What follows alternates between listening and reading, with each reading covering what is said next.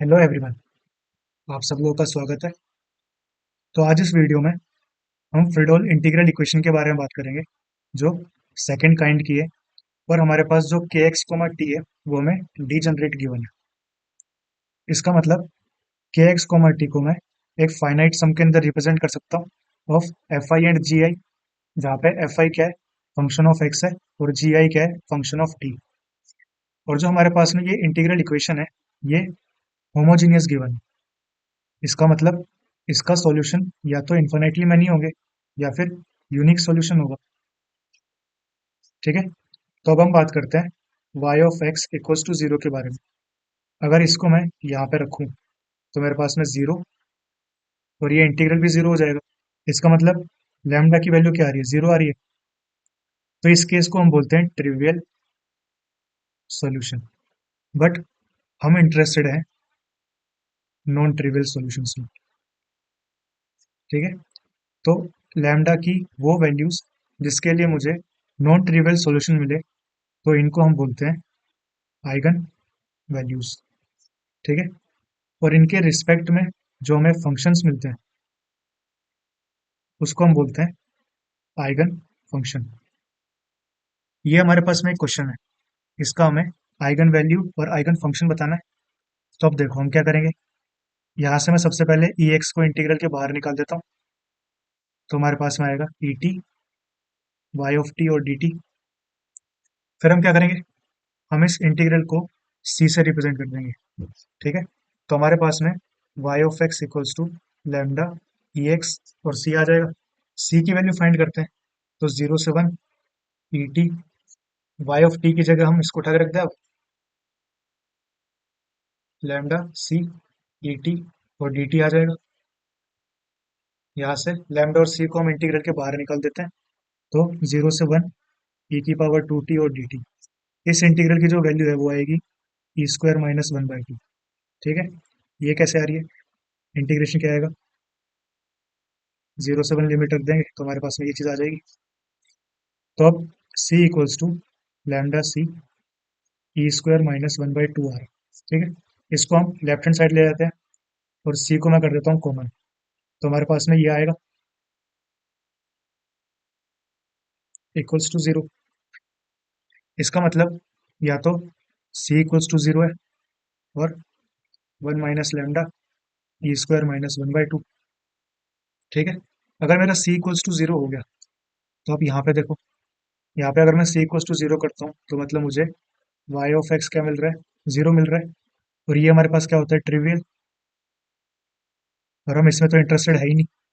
तो इसका मतलब ये हमारे पास में इक्वल्स टू जीरो होगा। यहाँ से लैम्डा इक्वल्स टू क्या आएगा, two upon E square minus one.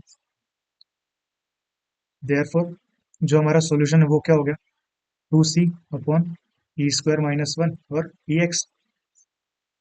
तो ये हमारे पास क्या है, आइगन वैल्यू। और ये हमारे पास क्या हो गया, ई एक्स आइगन फंक्शन। एक और एग्जांपल करें अब, y of x equals to lambda zero से one two x t minus four x square Y of T और डी टी। ठीक है। तो अब देखो, इसको मैं ऐसे भी लिख सकता हूँ, जीरो से one two x T Y of T D T minus lambda integral four x square Y of T और डी टी। ठीक है। फिर हम क्या करते हैं, टू और एक्स को हम इंटीग्रल के बाहर निकाल लेते हैं। तो टी वाई ऑफ टी और डी टी आ जाएगा। यहाँ पे आ जाएगा four lambda X square zero से वन वाई ऑफ टी और डी टी। ठीक है। तो ये हमारे पास में सी वन हो गया और ये हमारे पास में सी टू हो गया। अब वाई ऑफ एक्स को मैं क्या लिख सकता हूँ, two lambda X C one minus four lambda X square C two. अब हम सी वन की वैल्यू फाइंड करते हैं, जीरो से वन टी इंटू में वाई ऑफ टी, उसकी जगह ये वैल्यू रख दें, two lambda C one T minus four lambda C two T square और डी टी। इस इंटीग्रल को जब आप सॉल्व करोगे ना तो हमारे पास फाइनली आता है c one one minus two lambda by three plus c two lambda equals to zero. ये हमारे पास इक्वेशन 1 है। अब हम क्या करते हैं, C2 फाइंड करेंगे। 0 से 1 2 lambda C1 t minus 4 lambda C2 t² और dt। ठीक है, C2 हमारे पास में यही था ना, और हमने यहाँ पे y ऑफ t की वैल्यू उठा के रख दी है। जब आप इसको सॉल्व करोगे तो लास्ट में हमारे पास में आएगा C1 lambda plus C2 1 minus 4 lambda by 3 equals to 0। ये हो गई हमारे पास में इक्वेशन 2।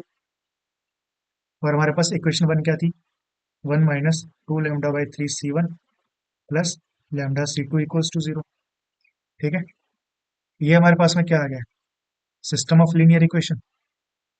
तो अब मैं इसको कुछ ऐसे लिख सकता हूँ, 1 minus 2 lambda by 3 lambda lambda 1 minus 4 lambda by 3, और यहाँ पे C1 C2 इक्वल्स टू 0 0।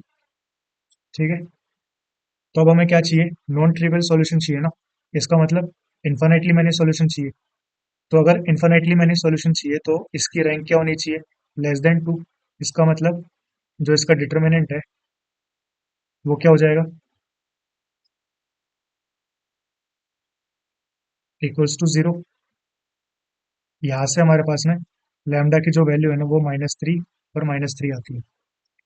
फिर इनकी हेल्प से हमारे पास रिलेशन आएगा कि C1 इक्वल्स टू C2 होता है जब आप इसको सब्स्टिट्यूट कर दोगे। तो फाइनली मैं अपना सॉल्यूशन क्या लिख सकता हूँ, ये हमारे पास में क्या आ गया, आइगन वैल्यू, और ये हमारे पास में हो गया आइगन फंक्शन। एक ऑब्जर्वेशन है, जो हमारे पास में फ्रीडोल इंटीग्रल इक्वेशन होती है उसको सॉल्व करते हुए मैं इस इंटीग्रल को एक सी मान लेता हूँ।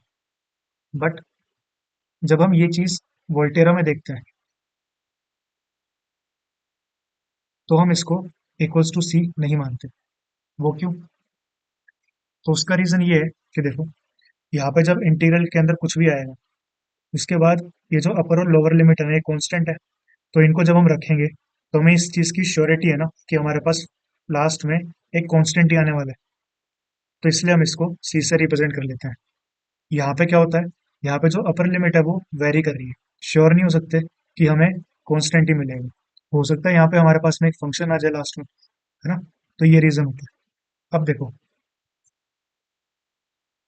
हमने जब ये लास्ट एग्जांपल किया था तो हम लास्ट में यहाँ पे आ रहे हैं सब कुछ सॉल्व करके। हमने पहले यहाँ से x को बाहर निकाला, इसको C1 माना, C2 माना।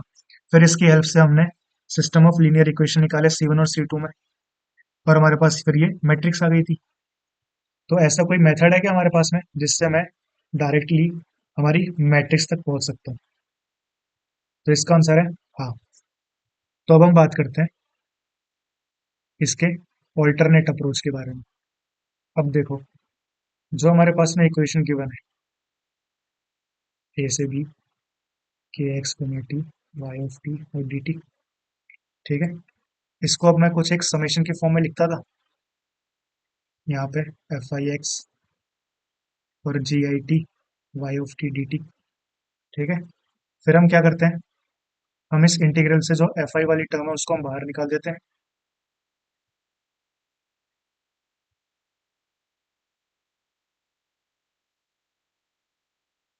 इस इंटीग्रल को हम सी आई से रिप्रेजेंट कर देते थे। तो हमारे पास में क्या आता था, y of x equals to lambda summation c i. एक चीज मैं डिफाइन कर रहा हूँ, इसको हम लिखेंगे ए से बी इंटीग्रल जी आई टी एफ जे टी और डी टी। ठीक है, ये क्या है वो भी आपको समझ में आ जाएगा। और जो मेरी मैट्रिक्स है ना, इसको मैं लिखता हूँ 1 minus lambda alpha 1 1 minus lambda alpha 1 2 minus lambda alpha 1 n। यहाँ पे आ जाएगा minus lambda alpha 1 2 1 minus lambda alpha 2 2 minus lambda alpha 2 n। ठीक है, और ऐसे हम लास्ट तक आएंगे माइनस लैम्डा अल्फा n 1, और यहाँ पे हमारे पास में आएगा 1 minus lambda alpha n n। ठीक है। तो ये होती है हमारे पास में मैट्रिक्स। ये जो हमारे पास में एंट्रीज है ना, अल्फा 1 1 1 2, ये 2 2, इन सब की जो वैल्यू है वो हमें इस फॉर्मूले से मिलेगी। लैम्डा हमारे पास में क्वेश्चन में गिवन होगा। ठीक है। अब बात करते हैं इसके ऑर्डर के बारे में। इसका ऑर्डर कैसे क्लियर होगा हमें, उसके लिए हमारे पास में के एक्स को माइट। ठीक है। इसको मैं जितने फाइनाइट सम के अंदर लिख पाऊंगा ना, वो मेरे पास में क्या होगा, ऑर्डर होगा।